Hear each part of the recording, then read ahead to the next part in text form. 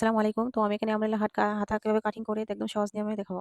তো আমার ভিডিওটি যারা পেজ থেকে দেখছেন, তো পেজটিকে ফলো দিয়ে রাখবেন এবং ইউটিউব থেকে দেখলে চ্যানেলটিকে সাবস্ক্রাইব করে রাখবেন। পাশে থাকা বেল আইকনটি অল দিয়ে রাখবেন। তো আমি এখানে লেয়ার কাট ডবল পার্ট দিয়ে আমব্রেলা কাট হাতাটি তৈরি করে নেব। তো এখানে ১ম পার্ট নিয়েছি, ৪ ভাঁজ করে নিয়েছি। বড় পার্ট নিয়েছি এবং ছোট একটি পার্ট নিয়েছি পরে। তো লেয়ার পার্ট যেহেতু হবে, তো আমি নিচের পার্টটি নিব ৯ ইঞ্চি লম্বা। তো ওপাশ দিয়েও ৯ ইঞ্চি লম্বা নিব। তো এভাবে করে গোল করে মার্ক দিয়ে নিচ্ছি। তো এভাবে গোল করে শেপ দিয়ে নেওয়ার পর তো ছক দিয়ে এভাবে মার্ক বসিয়ে দেব। তো এখন উপরে যে ছোট হাতাটি বসবে, সেই হাতাটি তো ৭ ইঞ্চি লম্বা নিয়েছি। তো নিচের হাতার চাইতে ২ ইঞ্চি কম নিয়েছি, যেহেতু লেয়ার কাট হাতা হবে। তো ৭ ইঞ্চি করে এভাবে করে ঘুরিয়ে মার্ক দিয়ে নিচ্ছি।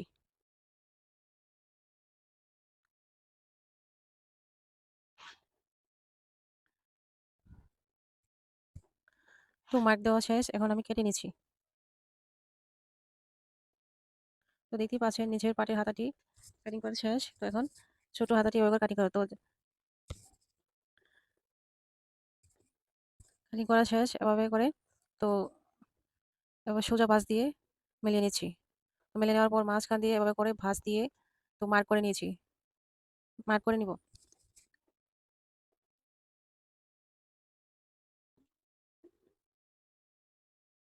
তো মার্ক করা শেষ। তো এখন মাঝখান দিয়ে এভাবে করে ক্রস চিহ্ন দিয়ে নেব। তো হাতাটির আরমোলের শেপ এ এক সমান করে মেপে নেব। তো আমি এখানে জামাটি আগে থেকেই সেলাই করে নিয়েছি। তো এখন আরমোলের মাপটি নিয়ে নিচ্ছি। তো দেখতেই পাচ্ছেন আরমোলের মাপ হচ্ছে ১৬ ইঞ্চি। তো ১৬ ইঞ্চিকে ৪ ভাগ করে যা হবে তাই মাপ দিয়ে বসিয়ে নিতে হবে। দেখতেই পাচ্ছেন আমি ৪ ভাগ করে মাপ দিয়ে নিচ্ছি। তো ৪ ভাগ করে মাপ দিয়ে হচ্ছে ৪ ইঞ্চি। তো এভাবে করে ৪ ইঞ্চি দিয়ে মার্ক করে নিব। তো মাঝ বরাবর দাগ দিয়ে এক সাইড দিয়ে এভাবে করে ৪ ইঞ্চিতে মার্ক দিয়ে নেব।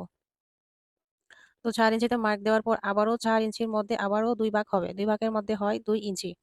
তো এভাবে ২ ইঞ্চিতে একটা মার্ক দিয়ে নিচ্ছি। তো এখন এবার মাঝখানে ২ ইঞ্চিতে যে মার্ক দিয়েছি একটা মার্কের বরাবর থেকে এভাবে করে গোল করে ২ ইঞ্চি বরাবর দিয়ে রাউন্ড শেপ করে নেব।